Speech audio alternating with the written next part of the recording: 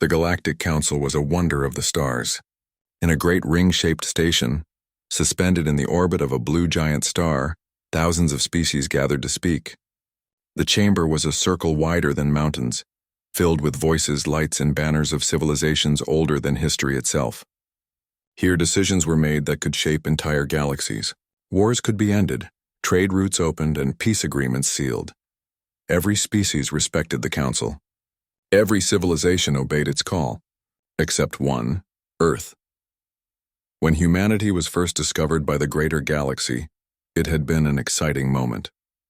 The Council extended its invitation, as it always did, to bring this new species into the community of stars. Earth accepted the invitation. Its diplomats arrived once, dressed in dark suits, speaking politely, listening carefully. Their words were short, measured, and respectful.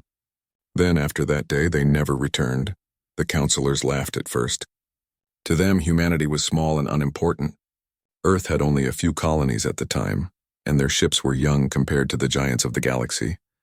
Surely the humans had been overwhelmed by the sight of the Council's grandeur. Surely they had left because they could not keep pace with the ancient voices of the stars. And yet, year after year, the chair marked for Earth sat empty. Some council members mocked them openly. Too proud, they said with sneers. Too stubborn. Others dismissed them as cowards. They cannot handle politics, they laughed. They hide in their little system, afraid of the galaxy's stage. But even as they laughed, unease spread in quiet whispers, because Earth was not gone. Earth was busy. Reports began to surface.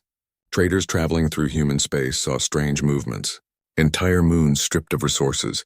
Fleets of massive cargo ships vanishing into the dark with holds full of ore. Asteroids carved into empty shells. Human colonies building structures that no outsider was allowed to see. When alien diplomats asked about these things, humans only smiled. Internal affairs, they would say softly, and nothing more. No one in the Council understood them.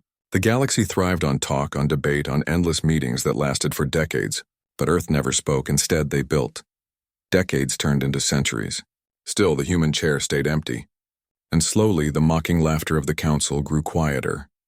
Some began to wonder, why would a species refuse power?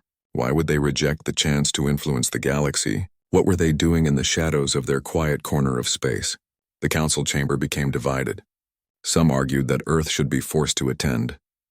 Others warned that such action would be dangerous. You do not poke at a beast that hides its teeth, one elder whispered in fear. But the louder voices prevailed. The galaxy chose to ignore Earth. They were seen as an oddity, nothing more. A strange little species too silent for its own good. What no one realized was that Earth had not abandoned the galaxy. They had only abandoned the Council's games, for while the Council argued in circles, humanity was preparing, and the day would come when their silence would end. Not in words, but in a storm of steel that would change the galaxy forever. The Council chamber glittered with light, but behind its polished walls unease was spreading. Humanity was strange. Unlike other species, they did not try to expand recklessly into Council space. They did not beg for trade routes or fight for seats of power. They simply stayed apart. To many this seemed harmless, but whispers began to grow in the shadows of markets, in the halls of embassies, and among captains who had traveled near human systems. Something was happening there. Something no one could explain. Merchants spoke of endless convoys traveling deep inside human space. Cargo ships, heavy with metal and minerals, moved in tight formations under the watch of powerful escorts. Massive shipyards floated in orbit around barren worlds, churning day and night. Asteroid fields were being stripped bare of their ore, leaving behind only drifting rubble. And then there were the stars themselves. In certain systems, travelers reported strange constructions that swallowed sunlight. Entire stars dimmed under the weight of colossal machines, like cages of steel wrapped around burning suns. No other species had ever attempted such vast engineering. To many it sounded like fantasy, but those who had seen it swore it was real. When the Council demanded answers, humanity gave none. Their diplomats smiled politely, spoke with calm voices, and offered vague replies. Internal development, they would say. Research projects, others added. No details. No explanations. For a galaxy built on endless speeches and detailed records, this secrecy was unbearable. The council lived on transparency and debate. To hide was to insult. To remain silent was to provoke fear. Still, humanity did not care. Year by year, the rumors grew darker. Some captains swore they saw fleets of warships moving in the void, not patrolling borders but vanishing into the dark between stars. Others whispered of weapons so large they glowed against the night sky, hanging like new suns in orbit. The council tried to dismiss these stories as lies, exaggerations from frightened travelers. Yet unease spread like a shadow through the galaxy. There was something about humanity that did not fit. They were not the strongest race nor the oldest. They had no grand empire stretching across sectors. And yet, when their name was spoken, people lowered their voices. Markets grew quiet. Even proud warriors from ancient species frowned when Earth was mentioned. It was not power alone. It was the silence. Every other species talked. They shouted, argued, threatened, promised. But Earth simply acted. Quietly, patiently, without asking permission. This silence unnerved the council more than any weapon. Because in the quiet, humanity became unpredictable. Some counselors mocked them still. They are paranoid, they laughed. They hide in their corner, building toys. Nothing more, but others remembered history. They remembered how young species, when underestimated, had once risen to shake empires. And they remembered that humans had survived every war on their world, no matter how terrible, no matter how hopeless. One elder spoke softly in the chamber. Do you not see? They are not hiding. They are waiting. The words were ignored. Meetings continued. Speeches stretched for days. Resolutions were passed, amended, forgotten, and all the while humanity kept its distance. The empty chair at the council stood like a shadow among the banners, a quiet reminder that one voice had chosen not to join them. And far away, in the silence of deep space, that voice was preparing. The galaxy did not yet know it, but the whispers of fear were only the beginning. For one day, those whispers would become screams. The galaxy was always fragile. Old rivalries smoldered like fire beneath ash, waiting for the right wind to spark into flame. That wind finally came when two great empires collided. On the outer spiral arms, the Tazari Dominion and the Velkar Union clashed. Both were powerful, both proud, and neither willing to bend. What began as a border dispute over mining rights quickly grew into open war. At first, the council believed it would stay contained. But like a storm in space, the war spread. Neutral colonies found themselves caught in crossfire. Merchant fleets were hunted down. Refugees fled in endless streams, carrying nothing but stories of burning skies and broken worlds. Council sessions grew chaotic. Voices shouted over one another, demanding action. Pleas echoed from smaller nations begging for protection. The council sent envoys to negotiate. They were ignored. Fleets were dispatched to contain the violence. They were destroyed. The chamber of unity cracked into division. Some argued for full-scale war against both sides. Others demanded neutrality. Days turned into weeks and weeks into years. The arguments went on while people outside the chamber screamed for help, and still, the human chair sat empty. Of course, one counselor spat bitterly. Earth hides as they always do. They let the galaxy burn and they do nothing. Anger toward humanity began to rise. Rumors returned, sharper than before. They build in secret while we bleed. They wait for us to weaken. Perhaps they hope to conquer what remains. But humanity gave no answer. Their colonies remained silent. Their fleets did not appear. Their diplomats did not attend. To the galaxy, it seemed Earth had abandoned them, but in truth, Earth was already moving.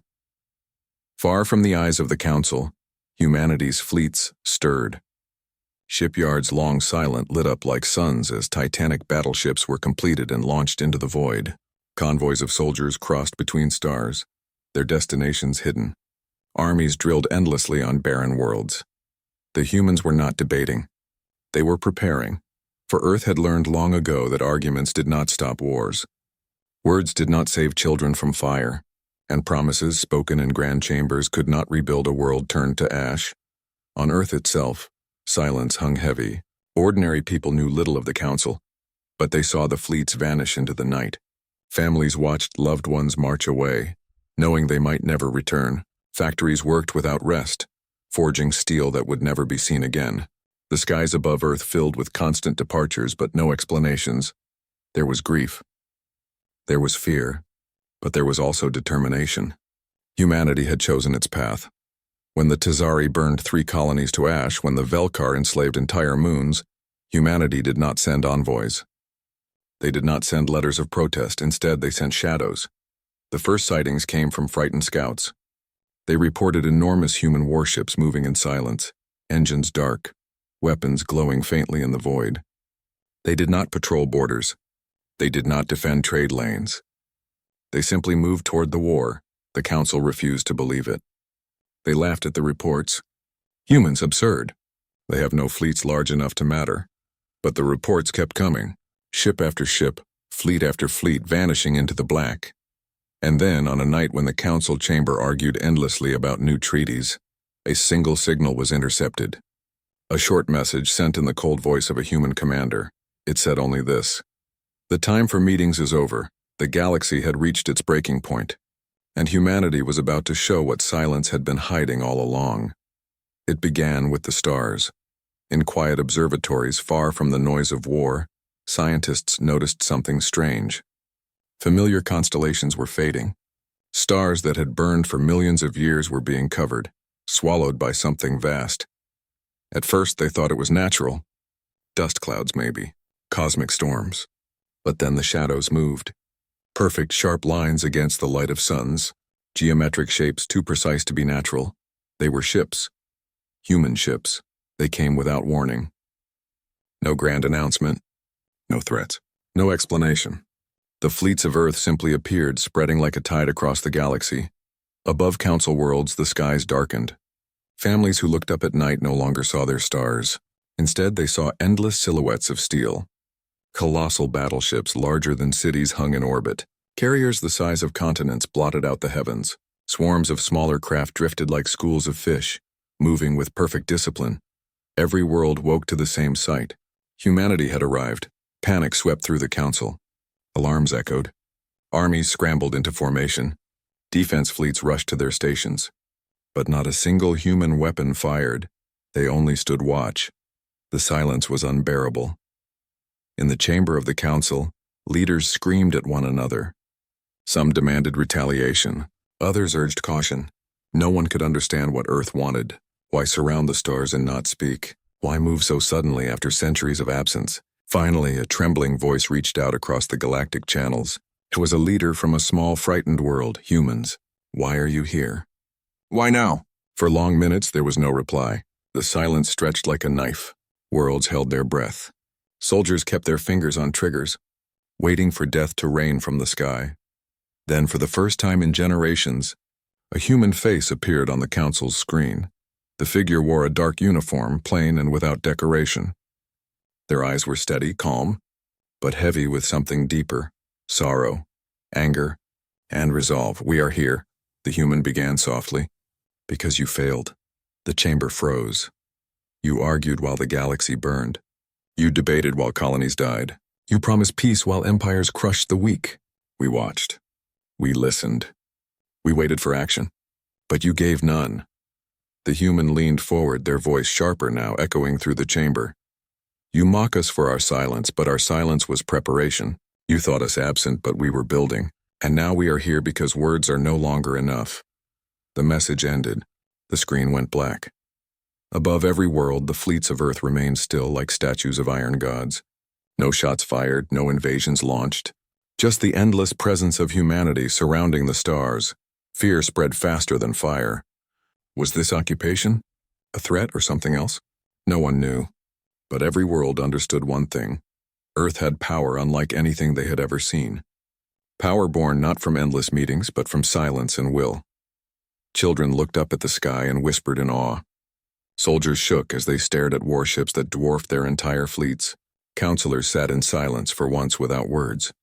The galaxy, so used to speeches, had no answer to this, for Earth had finally spoken, not with voices, not with debates, but with presence, and that presence changed everything. The council chamber had never been so silent. For centuries, it had been a place of noise, endless voices rising, arguments clashing like weapons, speeches that stretched into days. But now, with the shadow of Earth's fleets above every world, the chamber sat in uneasy stillness. Every leader felt the weight of the human presence pressing down upon them. Some tried to speak bravely. "They cannot hold such a force forever," one counselor snapped. "This is intimidation, nothing more." Others whispered in fear. "They are too quiet, too controlled. They want something we cannot guess." Finally, one desperate voice broke across the galactic channel, trembling as it spoke. "Earth, why have you surrounded us? Why do you show us this?" For a moment, there was only silence. Then the black screens of the chamber flickered to life. A human face appeared. It was the same commander who had spoken before, stern, calm, but filled with a sorrow that was heavier than anger. Behind them, faint outlines of steel walls and glowing stars hinted at the bridge of a warship. "We are not here for conquest," the human said, their voice steady and clear. "We are here because you left us no choice." The chamber stirred. Leaders shifted uncomfortably in their seats. The human continued. "While you argued, the weak were destroyed. While you debated, empires burned colonies into ash. While you made speeches, children screamed under falling fire. We waited for you to act. We hoped, we gave you time, but you did nothing." The words fell like hammers in the silent chamber. Some leaders lowered their eyes. Others clenched their fists, ashamed but unwilling to admit it. "You called us cowards for not joining your games," the human said, their voice sharpening. "You mocked us for leaving our seat empty. But we were not hiding. We were building. We were preparing for the day when words would no longer be enough." The council chamber rippled with uneasy murmurs. A proud warrior lord from the Velkar Union stood, his voice full of defiance. "You think you can lecture us? You think your silence gives you the right to command the stars? You are only one world." The human's eyes narrowed, but their tone remained calm. "One world, yes. One world that refused to waste centuries in argument. One world that built in silence while you let chaos grow. And now one world whose fleets stand above every system you claim to rule." The Velkar lord sank back into his seat. No answer came. The human leaned closer to the screen, their voice lowering but carrying through every corner of the chamber.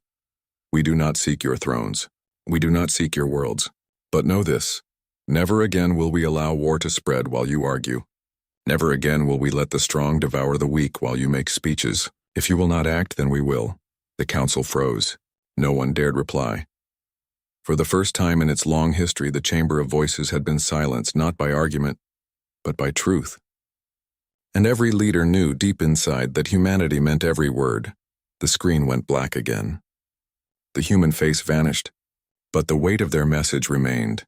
Above every world, the human fleet stayed in place, silent, watching, waiting, and the galaxy realized something terrifying. The time of endless words was over. The human fleets hung above the stars like silent mountains of steel. They did not fire. They did not invade. They simply waited. To some, this patience was more terrifying than war itself. In the council chamber, tension grew heavier with each passing hour. Leaders who had once shouted proudly now spoke in hushed tones. Generals who had commanded vast armies now trembled as they looked at reports. Humanity's fleets were everywhere, above core worlds, border colonies, even forgotten outposts. There was no escape. And then the first blow fell. The war between the Tazari Dominion and the Velkar Union still raged. Entire sectors were burning. Refugees begged for help, but the council remained paralyzed, too divided to act. That was when the human fleets moved. They did not announce their approach. They did not ask permission. They struck like thunder. In less than a single rotation, the proud fleets of the Tazari were shattered. Human ships cut through them with terrifying precision. Every battle decided in moments. Velkar strongholds that had enslaved entire moons were surrounded and forced into silence. Weapons that had burned colonies to ash were crushed in human fire. The galaxy watched in shock. Battles that would have lasted decades were ended in hours. Wars that had cost millions of lives collapsed under the weight of Earth's steel. And yet, humanity did not conquer. The Tazari worlds were not enslaved. The Velkar were not erased. Instead, the fleets of Earth stood above them, silent and immovable like guardians or executioners. Humanity had not come to take their worlds. They had come to end their war. Back in the council chamber, a new message arrived. The same human commander appeared once more on the great screens. Their eyes were colder now, but their voice carried a heavy sadness. "No more speeches," they said. "No more waiting. No more wasted years of talk while the galaxy bleeds. We will not allow it again. The commander's gaze swept across the silent chamber. You will choose now. Either you build peace together or we will enforce it. The age of endless meetings is finished. The age of action has begun. The words echoed like thunder. For a long moment, no one moved. Leaders exchanged fearful glances. Some wanted to resist, but the image of human fleets above their skies crushed their pride. Others secretly felt relief. At last, someone had stopped the slaughter, though the price was fear. One counselor, voice shaking, whispered what many were too afraid to admit. They are giving us a choice, but not the one we expected. And it was true. Humanity had not asked for power in the chamber. They had not demanded control of trade, territory, or colonies. Their demand was far simpler, far heavier. Peace. Not the kind born from fragile promises, but peace forged in silence and steel. The chamber broke into whispers. Some called it tyranny. Others called it salvation. But none could deny that the galaxy had changed forever. For outside, across every star, the fleets of Earth still waited. Their weapons were quiet but ready. Their presence was a reminder of the truth. Humanity had spoken, and the galaxy had no choice but to answer. The Council faced its decision. Would they cling to their pride, or would they bow to the new order rising before them? Either way, the galaxy knew one thing. Earth would never leave the skies again. The galaxy would never forget the day the stars went dark. Above every world, humanity's fleet still waited, silent, patient, unblinking. The sight of them became part of daily life. Children grew up under skies filled with steel instead of constellations. Farmers worked their fields while shadows of battleships drifted above. Traders moved across star lanes knowing Earth's warships watched every route. At first, fear ruled. Entire civilizations lived with trembling hearts, expecting the hammer to fall at any moment. But weeks passed, then months, and the hammer never came. Humanity did not invade. They did not demand tribute. They did not take thrones. Instead, they enforced silence. The wars that had once raged endlessly went quiet. The Tazari and Velkar, who had burned half a sector, now rebuilt their ruins under the cold gaze of human fleets. Old grudges that had lasted centuries suddenly softened when both sides realized Earth was watching. Even pirates and raiders disappeared, unwilling to face the shadow of human steel. The galaxy was not free, but it was safe. In the council chamber, the empty chair of Earth remained. It stood there like a ghost, untouched, unclaimed, yet heavier than all others combined. Whenever leaders began to argue, they would glance at it and remember the message. No more wasted words. Act. Slowly, the council changed. Decisions became faster. Promises became action. For the first time in centuries, the chamber began to serve the galaxy instead of itself. But the change was not born from wisdom or unity. It was born from fear. Every leader knew, if they failed again, humanity would not wait for permission. Earth would act and the stars would tremble. Ordinary people, however, saw humanity differently. Refugees from destroyed colonies whispered blessings when human ships delivered supplies. Survivors of once burned worlds wept when Earth sent fleets to guard them. To these people, humanity was not a tyrant. Humanity was the shield they had begged for when no one else listened. Some called it tyranny. Others called it salvation. Perhaps it was both. What mattered was simple. The galaxy was no longer ruled by endless voices, but by the silent will of Earth. Generations later, historians would argue about it. Some would say humanity stole freedom from the stars. Others would say they saved civilization itself. But for those who lived in that age, there was no question. They remembered how the council had failed. They remembered how wars had burned without end, and they remembered how Earth had ended it in a single night, surrounding the stars with silence and steel. On Earth itself, the people were quiet too. They had not asked for empire. They did not cheer for conquest. Families still mourned the soldiers who never returned. Cities still carried the weight of sacrifice. Humanity had not chosen this path out of pride, but out of necessity, because someone had to act, and when no one else would, humanity did. So the galaxy rebuilt. Worlds scarred by war grew green again. Fleets once used for conquest now carried aid. The stars themselves seemed calmer, their fires burning brighter under the watch of humanity's silent guardians. The empty chair of Earth in the council chamber was never filled. It did not need to be, For humanity had already spoken once, and that was enough. They had spoken not with words, but with presence, not with promises, but with action, and the galaxy listened.